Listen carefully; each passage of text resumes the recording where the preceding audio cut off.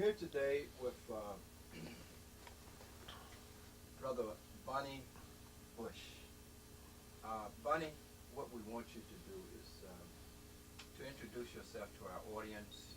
Tell us a little bit about yourself, where you're from, and then we would like to look at the Native American, and if that term is offensive to you, we'd like for you to tell us what you and your people would prefer to be. But we want to look at the encounter of Native people with the Europeans. Mr. Bush. Okay. My name is Barney Bush. I'm a Shawnee Cayuga Indian. I always say I'm from Oklahoma because my relatives, majority of my relatives, live in Oklahoma. Yet I was born on the southern tip of Illinois, in a part of what was our ancestral homeland along the Ohio River. And as far as being called an American Indian or a Native American or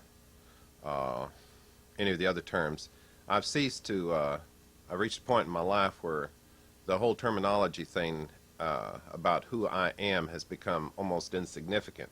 In fact, I wrote a poem here not too long ago that addresses that, and if you don't mind, I'll just address that issue through a non-edited poem.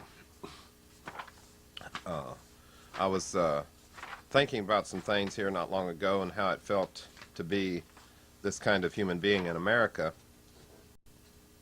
and how it is being here on the outside, and how a lot of my family from Oklahoma and from Illinois have kind of turned their faces against me because they don't understand really what it is I'm doing. And that bothers me a lot, you know, especially when it comes to family. It always bothers you that your family doesn't understand what you're doing. And so instead, they will build things up in their minds that make something much heavier than what reality is. If they don't know exactly what you're doing, me living away and not participating at home, you know, hunting, fishing, and running around, getting caught, doing some time, giving them the privilege of coming and bailing me out. I shouldn't go on this way, I guess. But it bothers me that the faces of your relatives get turned away from you in a way, you know, you grow in a way when you're living away from home and have experiences that they don't understand what you've gone through. It doesn't mean that that's changed in their relationship, changed my relationship and how I feel with them, but it certainly changed their relationship, how they feel about me. And so with what's been going on at the Institute of American Indian Arts in Santa Fe with the takeover by the non-Indian people, and I was thinking about a lot of things. And about being an Indian. And when this opening line is not, it refers to the Institute. I don't attack this scene as an Indian, but as an artist, a poet, and a lover of confidence and good spirit, a human being free of all the names that take down weakened hearts. I am free, a man from this earth where the names he knows are written in the memory of creation, in the lips of anticipation, living ever in the truth of oneself, and fearless. There was a time, there is a time, and there will be a time. And the time is now. In the midst of a lie for the truth and the truth for a lie, I fully know both sides. We fully know both sides. The bottom line is where we will reside, by choice, by chance. Loving this earth, this homeland, is the only truth I know. This land I see in the faces of children who remember from where they come, who never forget the love for homeland and shapes and deep water, how the musk stays on the skin. I believe I am free to love my homeland, my own way of the spirit, that spirit in the faces of children and these other beings yet surviving in the earth. My name is not Indian, as I was taught to say and become confused. My name is human being. The time is now to gather the children in, the young faces wandering on the earth, time to get them out of the way, to teach them strength and courage and wisdom, the wisdom to step aside. The time is now, as many of my family turn their faces against me because they think I tamper with beasts, as I do. But not without prayer and faith and this vision of freedom, this vision of bringing in the flesh and blood, arms embracing, heads, heads held tightly to the chest, filling in the scars left by cutting lies, lies that have cut too many in half, in fourths and eighths, and forever. The time is now to make as many rescues as we can. I begin with myself. Thank you. Thank you very much. Barney, we want to look at something that we need to analyze. We want to, in the indigenous people's own words, to as much as they can, tell us the story of their encounter with the Europeans. What life was like before the Europeans. We don't have a concept of how you related to your native land, what you thought about your nation, your government, your culture, your values, and then how you received the European and what happened to all of that. One might say that within the framework of English logic that it would be impossible for me in 1996 to remember what it was like when there were no colonizers in our homeland. But that's not true. The stories of our history did not begin in 1492. They began much longer, thousands of years ago, so stories have always been handed down to us. The last 500 years are just a small time in our history in this land. This is just a small time in our history, a small interruption in which, like with any interruption in a people's natural evolution, that we need to learn from. We need to learn desperately from this time because this time is not like any other time.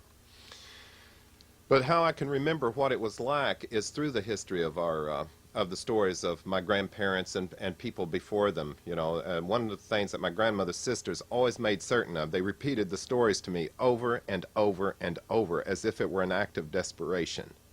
They would ask me constantly, do I remember this? Do I remember that? As if they knew their time was short too on this earth, and that because I was one of the people who was asking questions, and when you're growing up, the older people usually would tell kids, don't ask so many questions, don't do that. For me, they would do it a different way. They would say, why do you want to know this? And I'd say, I have a curiosity in my heart. And that seemed to be all they needed to hear. So they would tell me things, tell me these stories. And then after a while, it became obsessive. They would tell them to me over and over. And when I would be alone by myself I spent a lot of time wandering the hills and the hollows of the homeland. And I would think of these stories out there in the silence, in places where there were no strip mines, where the water was still good, where the wind still had an uninterrupted flow, where there was still a feeling of freedom, a place where you felt like the colonizers had not polluted it, even with their presence. It seems like the foreigners can come through a piece of land and take a dump in it or something, and it's polluted forever. It's as if they're like some kind of dogs in a way, or a cat that likes to rub its spoor, in holy places. I would be alone at these times, and I was always questioning, the concepts of Christianity that we were taught at the school, at the grade school where I attended, and then the churches that we were forced to go to. And then I was always comparing that with how my grandparents and people traditionally looked at religion. And I knew one thing for sure, that when we got out of the churches, or out of the school, and I got back to the secret places or the private places in the hills, I was able to shed off this false skin that was starting to build up on me. I could shed it off because the Creator was saying, it was as if He were saying to me in my heart, I'm here in this private place. This is where I am. I'm not there in those buildings. Don't let those people fool you. I'm not there. And so in that connection, I would be there and deliberately imagine what it was like before these people had come onto the earth, before some of our bloodlines had been even polluted by the captivity of those people in our history. And I would imagine what it was like. And each time I would imagine, it would seem like all the beatings that I got in the grade schools would be lessened. I could free myself from the oppression by imagining what it was like before they come here. And it was a relief, and that's when I started to write, by the way, as well. I started writing poetry at a very early age as an act of survival. And there was a mystery upon the land during the days before the white man came to this earth. And it wasn't anything like any white man has ever written about it. It wasn't a place where Indian maidens swung from trees, with bared breasts, and much like the paintings of George Catlin, where people ran around in primitive splendor. It was just a world of great beauty and a world of harsh beauty, in which you had to know what was happening or you could get killed. In such beauty as the Creator makes upon this earth, you have to learn how to live with it, or you learn how to you're quickly taken out. That's the way the life is on this earth. It's a harsh one, or it's a one in which you learn and make it beautiful with your own imagination, with your own creativity, with your own respect for the Creator and what's happened. In fact, you're even grateful for the hard times. That's probably a big difference between then and now, because the hard times bear no honorable. They're not honorable hard times. They're not honorable. And it seems like maybe in the long run, our greatest need in this life among all the people who are oppressed is that we're probably going through the hardest times, and in learning how to, if we can learn to survive this and still come out with our dignity intact, I believe we will have overcome the major obstacle in this life, the major inhumanity.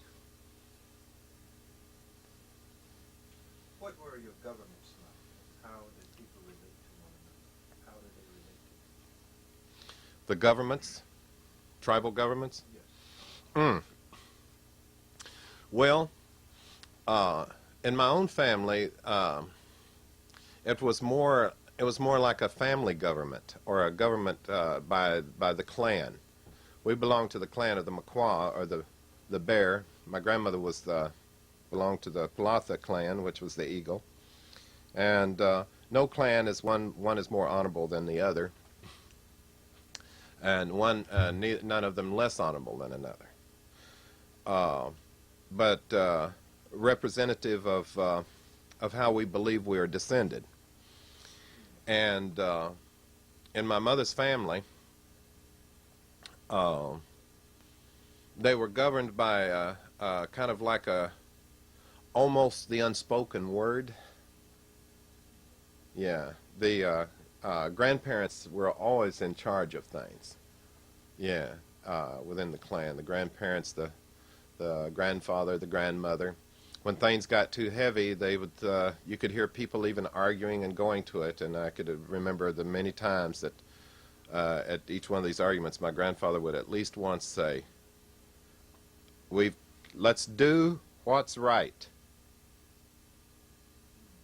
And then that would stop the argument for some reason. There's something in the tone of his voice when he said that would stop it. And then people would have to start discussing what was right and what was wrong. And then that would lead into other arguments or other disagreements, and then he'd have to speak up again. But they seldom offered advice. They were other than to say, let's do what's right. And it kind of, I guess, gave the human being enough time to think about what was right, the right thing to do. In the larger framework of like the nation or the tribe, there was a council of men and a council of women that comes from historical times, and which decisions were made about the future of the tribe, or about where planting was to take place, or when the green corn dance was to take place, or when the when the bread dances were to begin, and when the hunting times began. There were always people who followed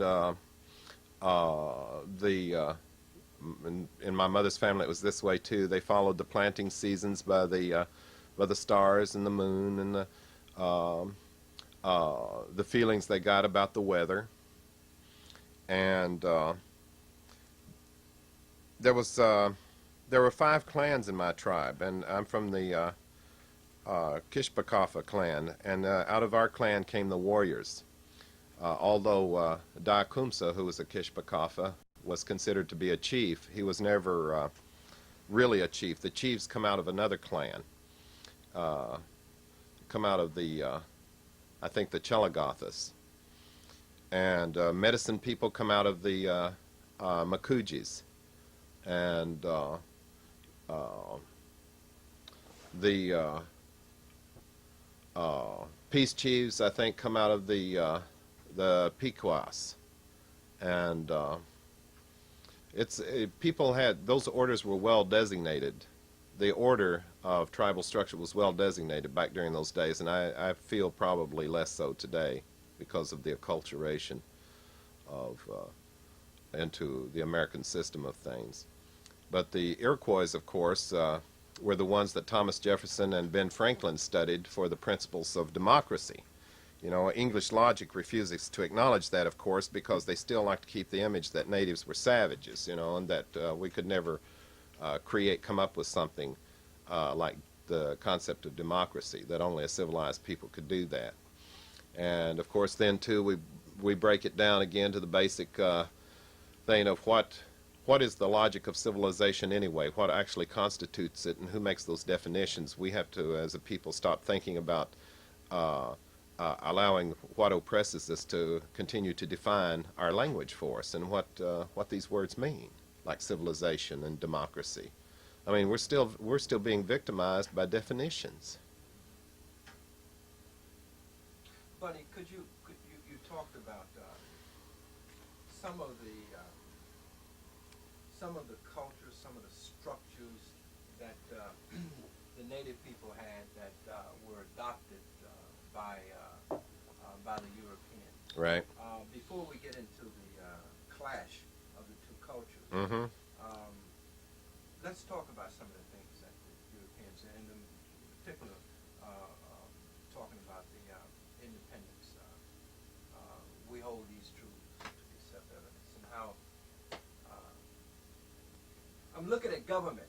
And Right. the reason why I want to deal with that is because that lays out essentially the way that your nations got along, and the way people got along with one another, and looking at the values and the highest principles within the concepts of those values. And that's what I wanted you to speak to. Right. You would speak to the way you related to one another as people and nations, which you are doing Mhm. beautifully.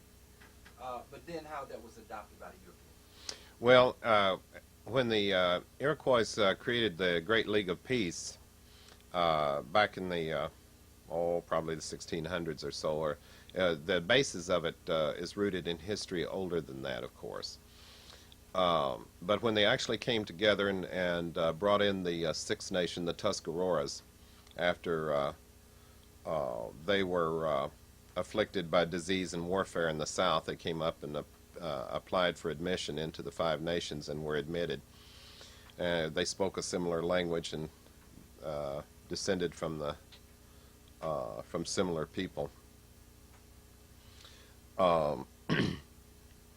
they they had set up a design by which tribes were represented according to their numbers, everyone having a vote, everyone having a voice. Council meetings could go on for days, days and days, because everyone was given a chance to speak that wanted to speak.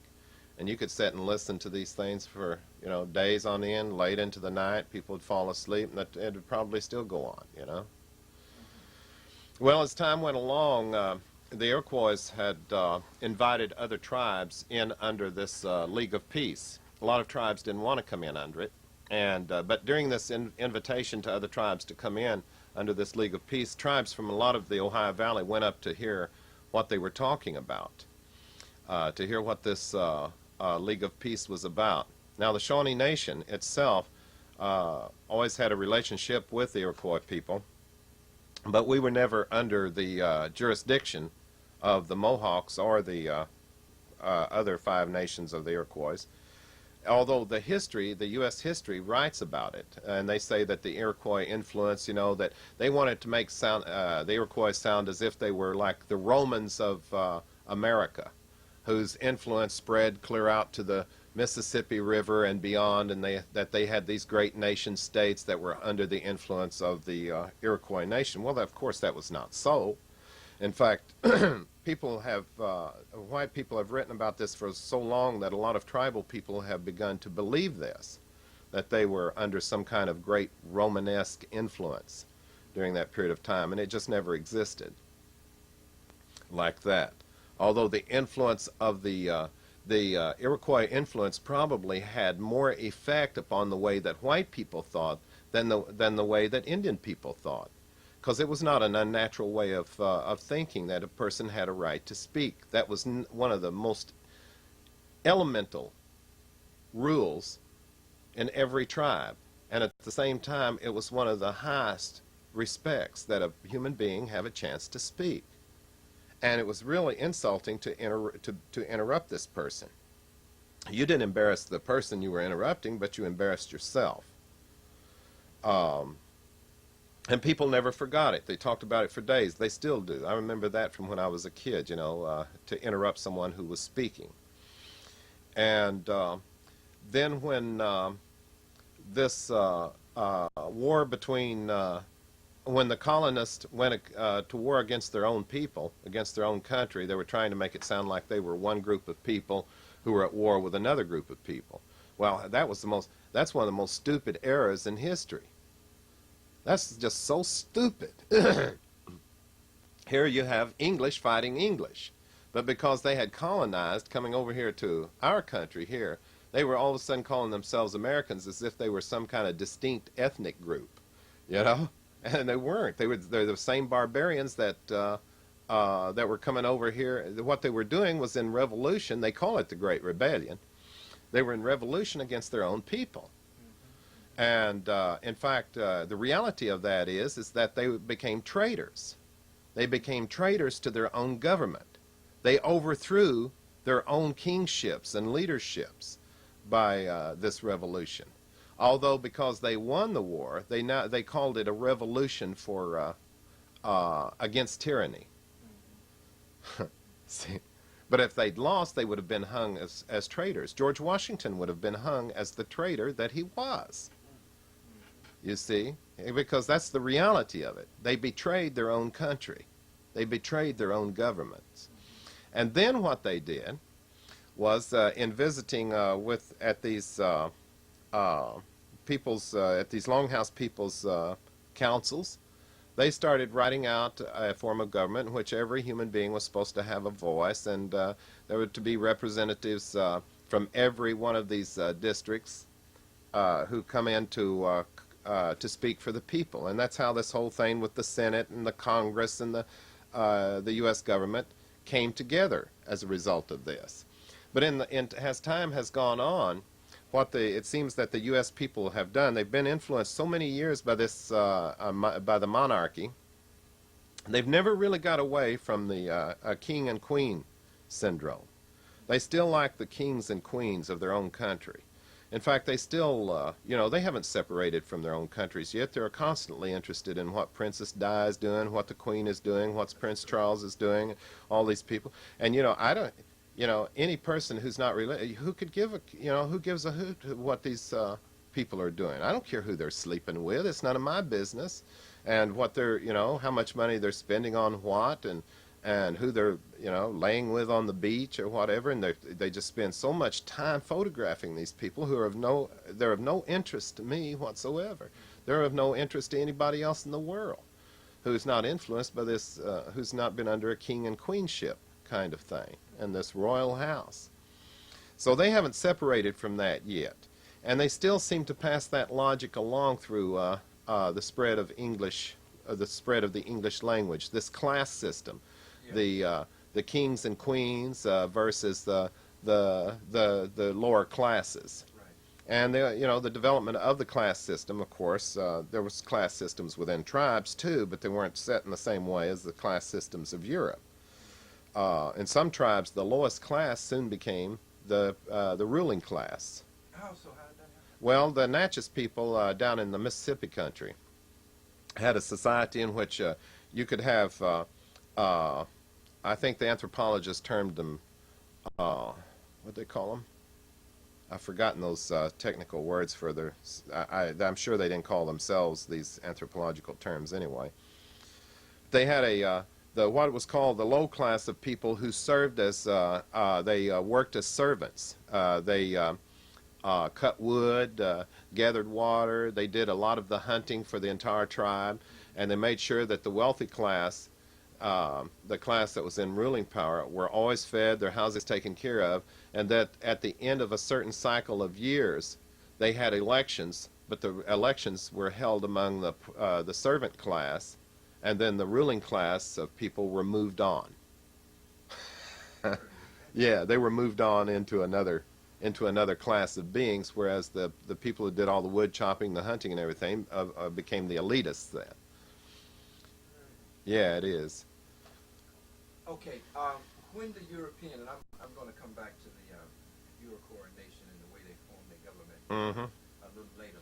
But tell me what it was like when the Europeans came to this country, and what happened. What was that clash of cultures like? Again, people probably, I know my students have gotten sick of me hearing discussing this term logic. I've just overloaded them with this deal with logic. But the logic system, of course, was different. You have to understand that native thought, native language evolved here for thousands and thousands of years. It evolved through the North Americas, it evolved through the South Americas, it evolved out into the island communities around this part of the world without any influence from Europe, you see. Without any influence. There is no tie. There is no technical tie. There is no cultural ties with English logic. None. For millions, forever how long history has gone on. From the beginning of time, if there was a beginning of time, there's no connection. So first of all, you have people, you know, simply, well, I'll tell you the story of, if you've ever gotten any of Columbus's journals and read what he's actually said in them, I think some guy finally put together, some of the pieces of the journal were in Italy and some in Spain, some in a museum in Mexico, and some here in the United States. And I think some writer a few years ago, back in the middle 80s, finally accumulated these pages of the diary, or the journals of this expedition, and put them together into one book. While I was a fellow at the Newberry Library in Chicago back in, I think it was in '84, they had some pages from the Columbus diaries in their, what's it called, the fish, what do you call it, macrofiche. And so I asked the guy to print those off for me. And I was reading them. They were written in Spanish, although Columbus was an Italian, and something that Italians are proud of for some reason. And that he was writing about his encounter, his view of the native people he first met down there in San Salvador. He says, that, oh, by the way, after he met the people, he knew he wasn't in India. They traded with India for hundreds and hundreds of years before this expedition, and they knew what people from India looked like. So he had this is where the new world comes from. He says, no, this is a new world. El mundo nuevo, a new world. This is not India. He knew that. So anyway, he's referred to these native people. He says they're like children, como los niños. He says they compete with each other in their generosity toward us. They bring us fresh water. They bring us fresh food daily. They bring us pearls from the ocean. He says, if God has a paradise on this earth where his children truly reside, these surely are the children of God.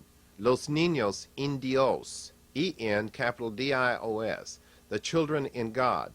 And the people aboard Columbus's ship started calling those native people los indios, those in God. Not the people from India, los indios. So the logic system changed from that point because the Catholic Church couldn't accept the fact that these people would be children of God, people with souls. So they decided to stick with the term Indian, as if Columbus was still stupefied by his landing on those shores. So we'll call them Indians. Even though it's a mistake, it's better than calling them los indios, those in God, because we'll have to account for the next statement. When Columbus finished this famous statement of his in the journals, he says, these surely are children in God, period. They will make good slaves. What? Yes. Read the journal. They will make good slaves.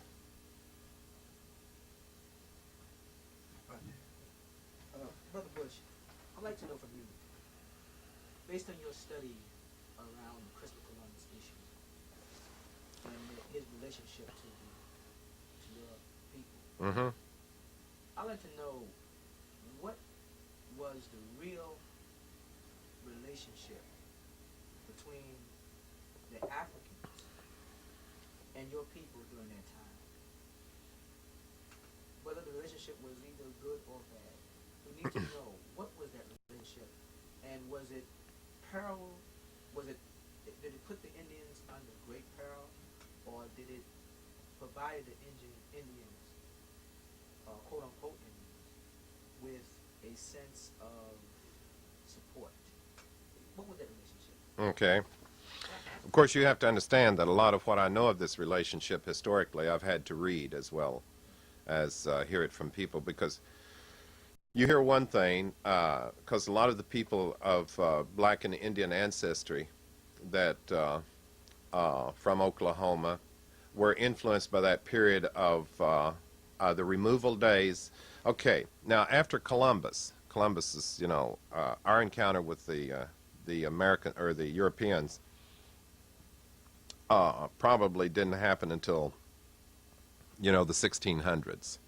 Because the tribes in the resistance on the East Coast kept them at bay for a long time. And then as they gradually the Americans fought their way west or murdered their way west, the tribes who resisted, had strong warrior societies, were able to keep them at certain levels, at certain distances for a while, until diseases and all the other things took over. Well, after they started bringing the Africans over to help them build their empire, they had brought people, fresh out of tribal societies in Africa. And a lot of what has not been written, that I have heard through family stories, is the warrior societies of people they had to bring over here, literally locked in chains, not because they were afraid of them escaping, but they were afraid of them killing them. They brought some elegant warrior type people over here. They had to keep them in chains because these people weren't, they were ready to die.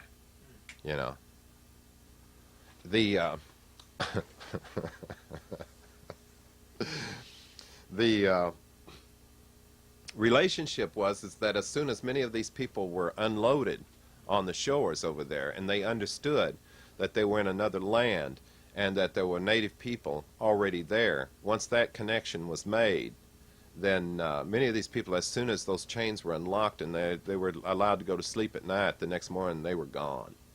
They were gone. They hit the swamps, dogs after them and everything, but they had this. They had such elegant warrior people. There were no dogs that caught these people. So, in effect, what happened? Hundreds of native people fled among native communities, and the most famous, of course, being among the Seminoles and the Creeks and the Cherokees. And what happened? There was such a large influx of African native people coming in among them that what happened is that they were able to establish their own communities. And what they did, then it was kind of like a mix of African and native. The Africans acclimated quickly to the southeast region, and they built houses and built a tribal structure just like, say, the Seminoles did, platforms above the land, to keep the water from coming in your house when there were floods, or keeping those damned old copperheads and water moccasins out of your, out of your sleeping area. But what happened, too, they brought a lot of seeds with them. We had talked about that earlier. They brought a lot of plants and things with them, so they were able to intermingle a culture together, which turned into a very sophisticated kind of thing, because I think a lot of tribes get upset at home, but we have what's called the stomp dance, and a lot of studiers of our culture think that the stomp dance actually originated from Africa, that that the origins of that came from the Africans who, they think because that when people were made prisoners and they had to work on the chain gangs, they would have these songs that would, it's kind of like a call and repeat kind of thing. And, but a lot of our tribal people say, no, we had that already. So there's that argument over who introduced what, and people were saying, well, the Africans got it from the Indians, so there's that little cultural thing going on. Is there any possibility that you can give us an illustration of that song thing? Oh, sure. It's kind of hard saying it in the daytime. There's this little kind of thing that goes, let's see. Yana hey ya ho, yana way no higher. Yana hey ya ho, yana way no higher. Yana way, hey yana way, yana way, yana way, yana way, hey yana way. Yana hey ya ho, yana way no high ho. So what happens in the midst of that song is that, I mean, this is just a shortened version of it. This could go on all night. But when you're doing the yana way, then you go yana way, yana ho, yana way, yana ho, yana ho, yana way, yana hey, yana ho, yana hey, yana ho, yo. And then it goes on like that until you actually get caught up in the fervor of it. I could bring myself into it right now, but it's really an entrancing music, and I'm sure it's got influence from both Africa and Native America, of course. But we call it the stomp dance and stomp dance songs, and it's still held every night in the summer through Oklahoma, especially weekends. A lot of young people go to those things. They're closed to non-Indians usually, but people from around the areas of African and Indian ancestry are always seen at the grounds. And many of the call leaders have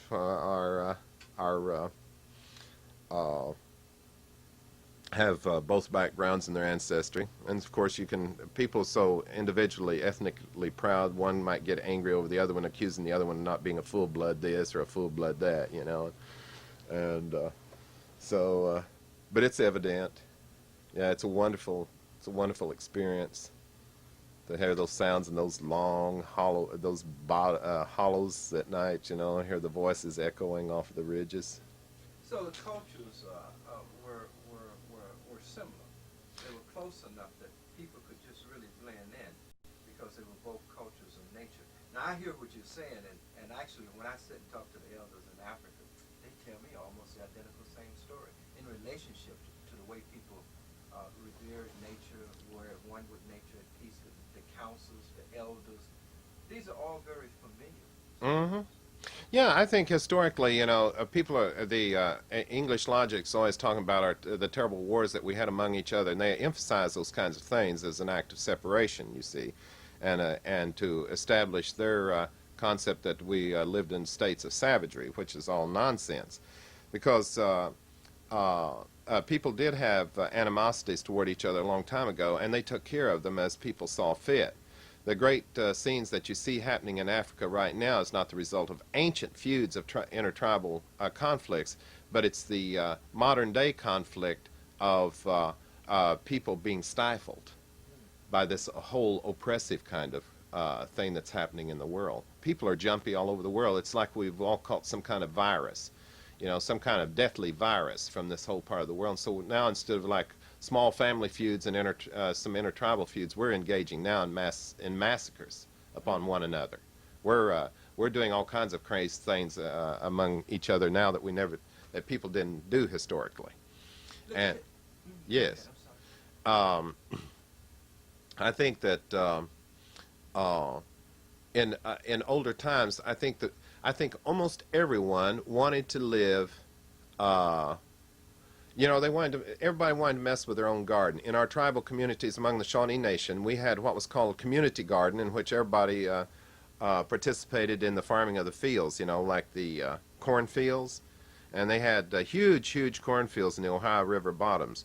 But every little family's house had their own private garden, where they raised tomatoes and you know, corn, beans, and potatoes, and just all the common foods that you think of as being existent in the world from the beginning of history. Well, they were in this world, but they weren't in Europe. And people just basically wanted to live, you know, sensibly with one another. It's like the word civilization. People desired to be civil with one another.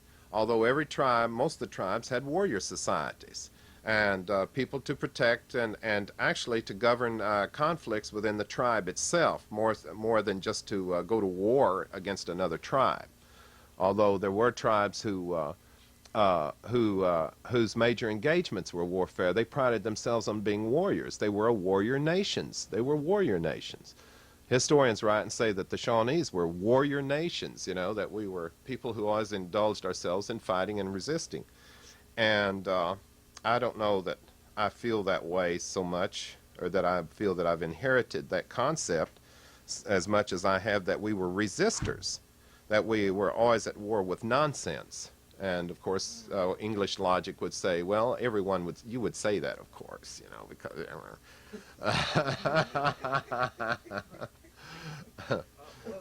yes. Then come the indictment that we find most Europeans express concerning the Indians and their relationship to the land. We hear things such as the Indians wasn't doing anything with the land. Oh, here we go, yeah. The Indians didn't understand the value of what they had. The Indians did not possess any intelligence. That the Europeans discovered land. What do you say to all of these historical indictments that were given to the world by the Europeans? Yeah, talk about that encounter. Yeah, historical indictment is a good term for it. I could almost just say, you know, I'm so tired of listening to this nonsense that I just refuse to talk about it anymore. However, the English logic thing comes into play again here. For example, that we were not doing anything with the land. We're always doing something with the land. Always. If we're just sitting there, we're doing something with it. We're walking upon it, or we're standing upon it, or we're looking upon it, or we're listening upon it, or we're tasting upon it, or we're sensing upon it, or we're contemplating upon it. That's what the earth was for. You know, people get this idea, you know, this whole biblical notion has just screwed people's minds up from coast to coast, you know, these interpretations from Hebrew logic to English logic, what people actually meant. You know, this group called the Jehovah's Witnesses have taken the Bible and they've translated it word for word, you know, from ancient Hebrew to modern English. Every word except the name of God, of course. They can't come out and actually say Yahweh instead of Jehovah. They had to change his name, you know, to keep that little bit of power over the word there. And But for that translation, that book is good, you know, to see what is really said literally in the Bible about man's orders to dominate the earth. It doesn't say destroy the earth. It doesn't say to go and destroy and to strip mine and to pollute the waters and to have that kind of dominion over the earth. There's always two sides. The biblical stories, all the stories of our religions always have two sides, one a good, one an evil. And so what people have done, they've taken the most evil side of the stories of the ancient Hebrews to portray them as something positive. You know, so they've destroyed the earth and saying that they've done it because God has commanded us to, when he didn't, and there's no saying about that in the Bible. So people have misread this whole religious thing from the very beginning and have taken it and made a whole new religion out of it. There are no denominations mentioned in that Bible either. There are no denominations, no substantiation for any of them in there. Yet at the same time, what's happened is there has been this division in thinking. The Europeans were obsessive about control. English, the Romance languages that are used in Western Europe, have an obsession to control things, to own. Okay, when they come over here and made deals with people, they assumed that their logic was a dominant logic and everyone in the world should know what it means to own something. Well, a native person, generally speaking, a native person doesn't believe that he or she owns anything. We don't have the concept of like massive ownership. Maybe you don't fool with my gun. You know, it's a gun I used for hunting. You don't mess with my bow. You don't mess with this unless you ask. You don't be messing with the stuff like that we survive with unless there's a reason for it. You just don't take my bow out or my gun out and play with it. Because I want to know that it's going to be like I last left it. I need to know how to depend upon that tool. And it's like with anything at home, anything that's kept sharp, you know, knives and things. One of the things that I remember my dad being obsessive about when we were kids was that, all right, which one of you's had this knife and left it like this? Which one of you kids has been fooling with these things here, taking them out and been throwing them in the dirt or whatever, been playing stretch or something, or digging with these knives, and they're not sharp now. The last time he saw them, they were sharp, and he wanted to skin something with it, and it wasn't available to, you know, so he had to take time out to do is resharpen the knives. So we learned real quickly what we would do. We would get duplicates of knives around, and we would, as we grew older, and we'd leave our knives as if they were his knives, and he would think he'd left his knives dull. We got him confused, so he'd sharpen our knives for us, and then we'd give him back his old ones. So he kept that old man sharpening knives all the time. Anyway, the whole logic system was different. So when these English people were talking about buying land from Indians, you couldn't translate that. You cannot translate a logic that is not understood. You can't translate ownership. In English, the English logic of ownership, it can't be translated into native logic. Well, it can be now, but not native logic. It has to be communicated through English logic. So we had a lot of things to learn about how those people thought. They did too, but they refused to learn those things except how it would aid them in the conquest of this land, you see. They learned how to, you know, to plant these old stories. I'm so sick of this Thanksgiving crap of, you know, planting and pumpkin pies and turkeys and all that kind of stuff, you know. That's people need to read their history. Need to read history, what really happened, because people across America have kids in classrooms cutting out little feather bonnets and pilgrim hats and crap like that to say this is how the Indians and the Pilgrims got together on Thanksgiving. That's such nonsense, you know. 6 months after that little event took place, they were spreading smallpox among those tribes, you know. They were all dead within a year. That's what we want to talk about. Yeah. We want to talk about this encounter. Yeah, well, all right, we'll get into this, all right. Okay. Then, you know, the logic system failed. People could not understand the deals they made. They couldn't understand the idea that you would have to sign that signing a piece of paper was a commitment. that it was a promise, when your word was a promise. But you see, those people, the English, didn't have that kind of honor among them. They still don't. Maybe individually, friend to friend, they do, but as a cultural group, they don't have that kind of honor where your word is good. Are you saying, sir, that among the Indians there was no need for a constitution? There was no Contract. No, no. Written contract. no, there was no need for a written contract. What people did was record history in certain ways by writing on skins or on birch bark. They made paper out of birch bark, or they would write they would write an event into. You've heard of the famous wampum belts. They would write events that took place when people shook hands over an event. It wasn't the contract itself, it was the recording of an event. It was a piece of history, you see. So an Indian's word was, in essence, is true weight and gold. Yeah, see, that the logic of going back on your word didn't exist. You have to understand what logic actually means in any language, though it's a way of thinking. If I promised you that I would bring you a sack of turquoise from the Southwest, and I got up here and realized I had left it on the table or had forgotten it, I would deliberately not call you. I'd be too embarrassed. I wouldn't call you, I would avoid you. I'm telling you this now for the first time. I would avoid you like the plague if I had made a promise like that and had actually, it would be too embarrassing. So your word meant... And it still, in many ways, it still does. You know, it still That's does. still practiced among Yeah, yeah. And because I expect it to be practiced and people expect me to practice it, then I expect it.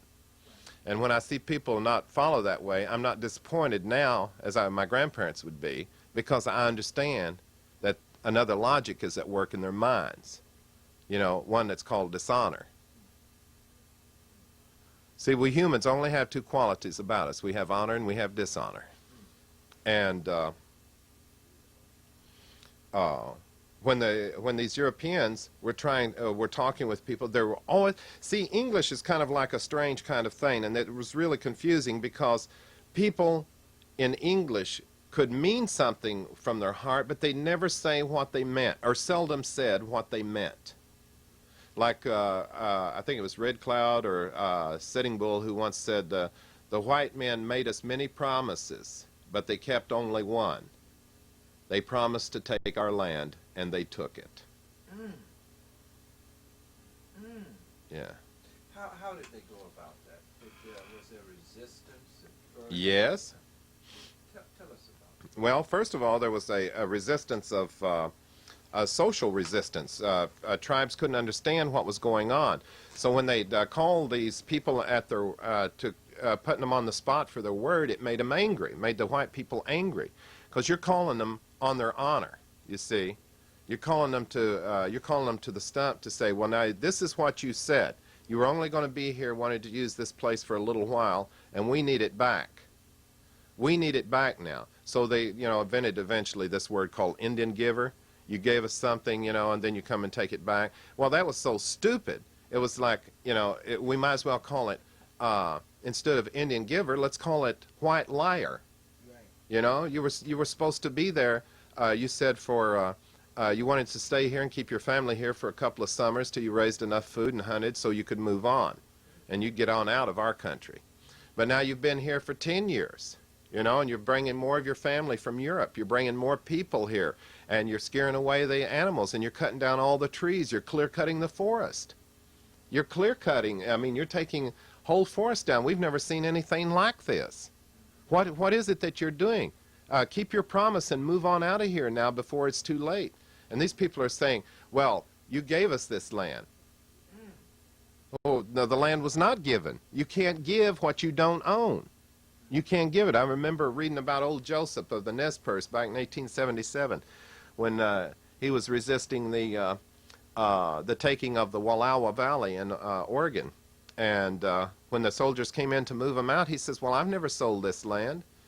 And what the government had done has gone to some lesser chiefs, and bribed them with alcohol or money or whatever, as everybody can be bribed in certain societies who have low self-esteem.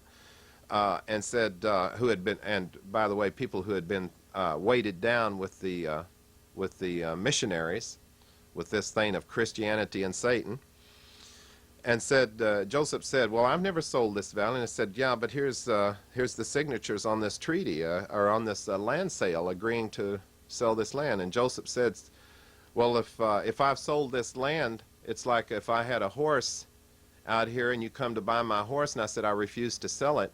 And my neighbor over here says, come on over here. Said, I'll sell you Joseph's horse. He said, if I've sold this valley, it's how it was, this was how it was bought. You had to go to one of my neighbors to buy my horse. And, you know, that logic, see, in the English logic, that probably doesn't mean anything. I mean, that's just as good a deal as anything, as long as you got a signature down. There's just no honor in that logic. So it eventually did lead to the resistance. It didn't lead to, like, barbaric warfares against the white people. It was a resistance. It was a resistance as surely as the French were in resistance against the Nazis of Europe, or against any of those oppressive regimes over there. Except when they're taking over somebody else's country, then they call it fighting the savages, or making slaves out of savages. So then the warfares did begin, the resistance did begin, and the greatest resistance was overcame by smallpox, by the diseases, because they would, they divided tribes up, the English and the French and the Dutch and the Germans and all this outfit, divided tribes up according to who was the traders, who the traders, T-R-A-D-E-R-S, were among these tribes. And so they would have tribes in competition, you know, with finally developed the sense of competition, like the fur trade, you know, the beaver pelts, and exchanging for steel tomahawks, steel hatchets, steel bowls, pots to cook in that were made of iron, and decorative kinds of things. You know, white people often belittle the fact that Indians traded huge things for glass beads and things, which were a commodity, you know, among Indians, because we didn't use glass beads. And first sight of them, they were valuable, you know. We didn't know that there's billions of them in Europe. And people liked those kinds of artistic things, you know. If people could have limited those days into trading kinds of things, into positive kinds, something good could have come out of all of this, but they didn't. They insisted upon taking things, and taking things without permission. And so it did lead to warfare, the terrible wars of the king, what was called the King's Philip's War. And eventually what happened is that we as native people have always fallen short near the end, when we had a chance to actually mop up and clean up this whole infectious mess of European invasion. We would be kind at the end. We would go into this humane stage, when that was the wrong time for humanity to take place. That was the wrong time. We should have gone ahead and cleaned that mess of infestation out, completely out, because it has no regard for us as human beings. We didn't even need to treat them as warriors, because we always had respect for good fighters. They weren't even good fighters. Physical fighters, they weren't worth a damn as physical fighters. They couldn't stand up to most Indians anywhere. But as wholesale destroyers, they were masters. They would spread those smallpox blankets, use those in trade that had died on their own people who had smallpox, and they would trade those to Indians. And we didn't have any. See, history, anthropologists have written, we didn't even have common colds here. That comes from a virus out of Europe. Can you imagine not having the common cold? That was a surprise to me. I just learned that a year or two ago. But we didn't have smallpox. We didn't have any of the diseases. I think the worst thing we had over here was arthritis. Well, go ahead. Let him continue to develop treaties, lies, the war. Well, it killed, you know, those diseases wiped out entire tribes of people, you know. And the diseases and Christianity. See, a lot of people were so willing, were such a humble people anyway, and had such respect for the earth and everything. When the Christians came in and started talking about this and reading about this God of the Bible, they only read the good things at that time, you know. They would read actual things, you know, like where Jesus sets above, or God sets above the circle of the earth and calls all the stars by their names, you know. and that he knows when even the sparrows fall, and he references to the eagles all the time in there. For as the lightning shines from the east to the west, so shall it be with the coming of the Son of Man. Wherever the body is, there the eagles will be gathered also. You know, it was always in reference to things that Indians could understand. References to the cedar, which is a sacred plant among native people, as it was among the ancient Hebrew people. And they even threatened to humble cities in the Bible by cutting down their cedars. I think Lebanon was famous for that. God told them, said, if you don't mind us, I'm going to have your cedars laid low. You know, so that was the threat to them that straightened them up, their love for their cedar trees. But here in this country, there was no such love for this land from the immigrants. They came here to destroy. They came here to take and to get rich. That whole evolution of that has unloaded itself in a historical context, that they were looking for religious freedom, that is such crap. That is such pure crap. You don't come here saying you're looking for religious freedom and use the Bible as a textbook, because there's nothing in there, in that biblical book, there's nothing in there that gives you permission to look for religious freedom by killing off the earth and the people. There's nothing in there that validates that. So don't tell me about this religious freedom. You know, you've got to argue that with, you've got to account with that with whatever it is you call God, because that doesn't happen in this book. How many native people were here when Columbus came, and how long after Columbus came did the conflict begin? They estimate that, the anthropologists estimate that north of Mexico, what is now Mexico, that north of Mexico there were approximately 27 million people living. In the worst estimations of numbers of people before Columbus came, the anthropologists on the other end of the scale like to say that maybe there were 1 million native people. See, that's to justify that, well, they really didn't kill that many people off. But the anthropologists who are actually into the study of human beings have found so many sites across North America. There were so many trade routes and things that could confuse the population figures too, because the thousands of people came up out of South America to trade here. But an estimate, a conservative estimate, is 27 million people north of Mexico. By 1900,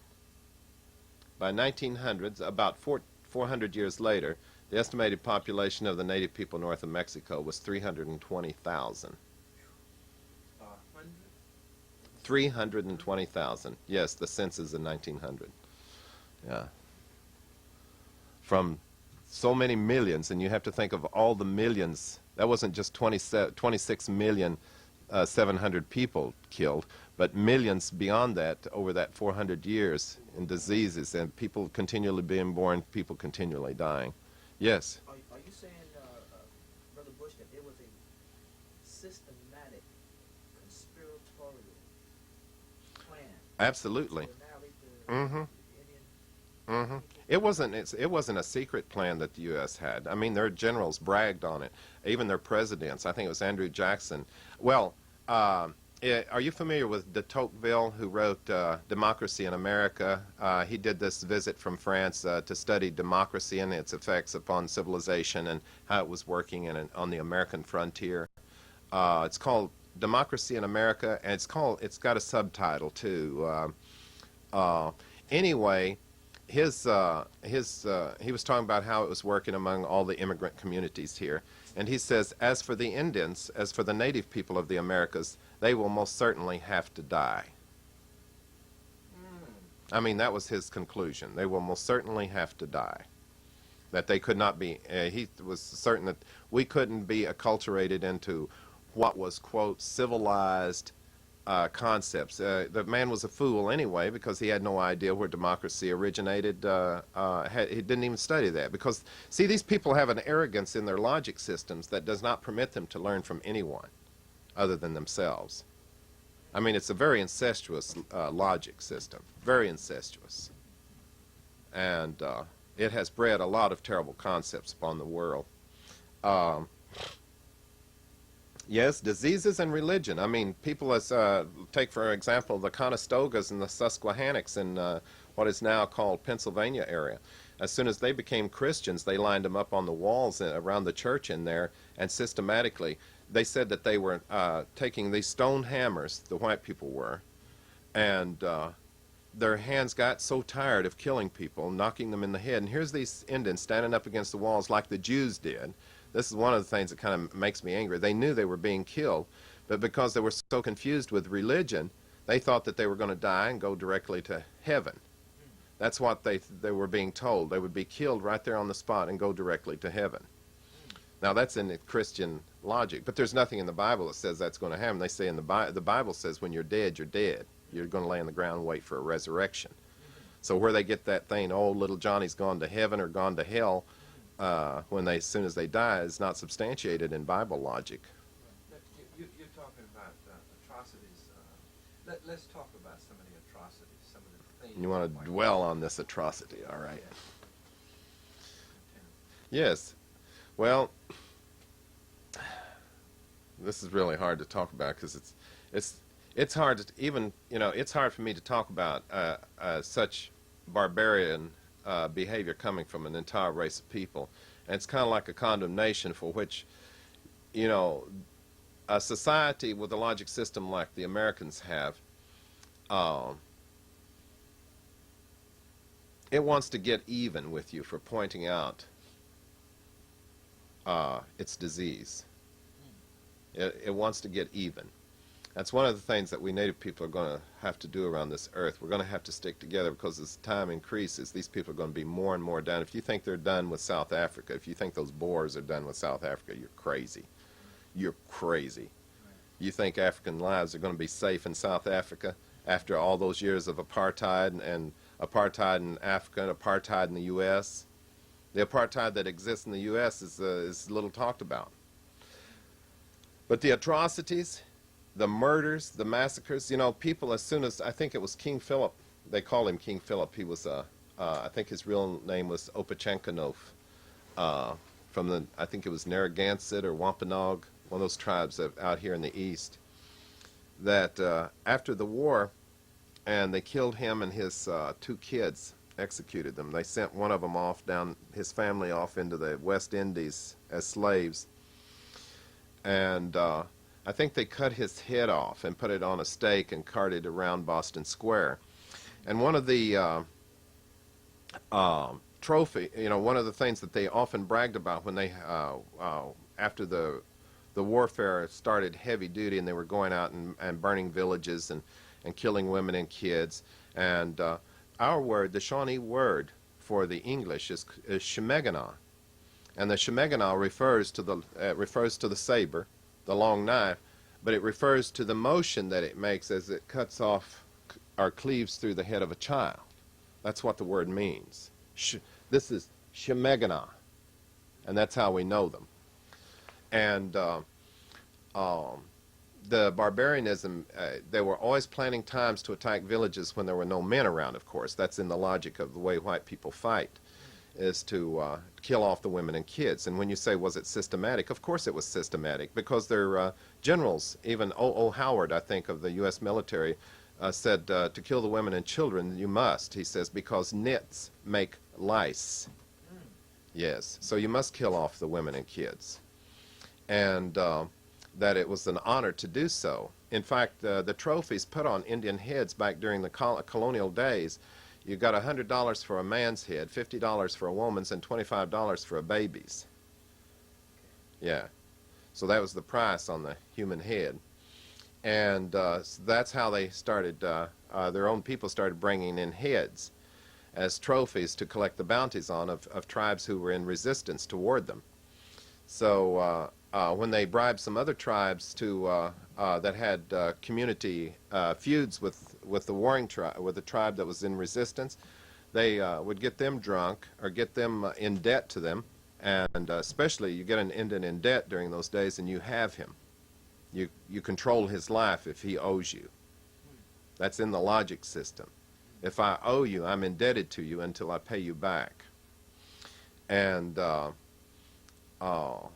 they did this, with blankets or guns or whatever, and trade to people. And then they would say, well, you can pay it off by going over here and killing off some of these guys and bring back their heads, you know, and then you get to pay here, and then you can come over to the trading post and pay me back. So that started that kind of warfare and caused us to start killing upon one another more severely. And they were bringing in so many heads that the generals said, stop bringing in these heads, because we'll use an old Irish-Welsh practice of scalping. Just bring in the top part of the hair, bring the skin of the head, which is the practice that was done commonly in Europe. And so then the practice of scalping began. And for some reason, well, not for some reason, but in the English logic reason, this became an Indian custom, when in reality it was not an Indian custom, but it was a custom applied to Indians, a white custom applied to Indians. And then the warfare branched out, caused tribes to split up, caused tribes, people wanted to, this land thing was so heavy duty with Indian people. The Iroquois wouldn't side with the French, and the Hurons wouldn't side with the English, and the Shawnees didn't want to side with anybody. We didn't want to side with either the English or the French. And then as the war, because the tribes, we could not nationalize as we should have. Tecumseh, the one the whites called Tecumseh, who was a Shawnee and from my clan, or I'm from his clan, tried to nationalize tribes. He realized very early in time that if the tribes did not nationalize against this insane logic that was taking over our homelands, that we were doomed. And he went all the way from the southern tip of Florida up into northern Canada, all the way west to the what is now the Dakotas, and tried to nationalize people. But a lot of the tribes who had never encountered the Europeans up to this point couldn't see any reason for joining in this resistance. They didn't realize the impact of it. Their logic system did not believe that anything this horrible was happening. But then there was other tribes too. He went down south to visit with the Choctaws, and there was this one guy, one leader of a famous tribe down there, that said, well, we don't need to go to war. Look what they give us. And he was showing his fancy French cuff shirt and his silver bracelets and copper pots and things in the village. See, and earrings and all kinds of real gorgeous looking trade goods. And he said, see, we don't have any feud with them. They give us good things. You know, we're at peace with them. And this guy, 2 years later, they took him, the Americans brought him to Washington.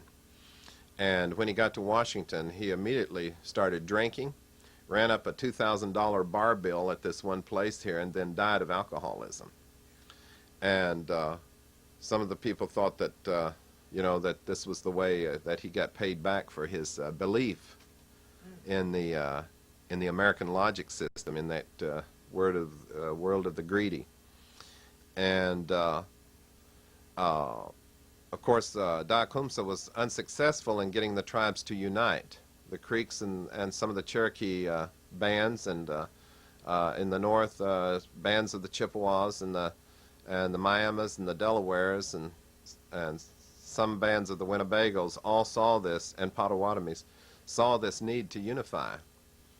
But we had never, the concept of nationalization had never occurred before up in this northern country, because we've always been independent survivalist, I guess you would say, that that peace was best maintained in small groups, you know, because people didn't live in tremendously large villages back in those days, except maybe part of the year. Usually during the winter, people lived in small communities, you know. Well, plus it also seems to suggest that the natives as a whole never knew an enemy like the enemy that was confronted. Oh, absolutely not. There had never been anything. The closest to that was when the Aztec, how the Pizarro, or not Pizarro, but Cortez and that bunch was, you know, they were always bragging in history how he and 200 men were able to conquer the whole civilization of the Aztecs in Central America, or in Mexico. Well, the truth behind that is that the Aztecs, of course, were beginning a process of taxation against thousands and thousands of other tribal people in the Mexico Valley. And, mainly taxation kinds of things in the process of you donate part of your harvest to the city of Mexico, to what was it called? Not Teotihuacan, but what was the original Mexico called? Maybe it was Teotihuacan. And those people were upset at having to divide up their harvest with the Montezuma, and they didn't like that. So when the Spanish came in, and the first time that the Spanish came into Mexico, of course, the Aztecs drove them out when they saw that they were only coming in for gold and everything, didn't want to talk or trade. And Cortez got sent back to Spain. It wasn't until his second voyage that he was able, he had seen how things operated over there, so they'd bribed a woman, of course. Always got to be this woman who enjoys sleeping with the enemy. And I think her name was Doña Marina, and who had learned in the meantime to speak Spanish and spoke several of the dialects of all those tribes in the valley down there. Now, Americans want to hero worship her now and make her, because she was an Indian, a icon. Right. But in looking at her realistically, she may have not realized under the duress of the times that she was actually betraying. And so what Cortez and that bunch did was bribe all these people who were mad at the Montezuma for this taxation of part of their crops, that when he actually entered Mexico, the city of Mexico, Teotihuacan, that he not only had his 200 soldiers, but he had over 10,000 Indian allies, you see. But history likes to write that he and his brave 200 were able to go in and conquer this vast civilization, which they never could have done without inciting all of these native people to follow him, because that's how they actually overcame those high civilizations. You spoke about the writing of history. Yes.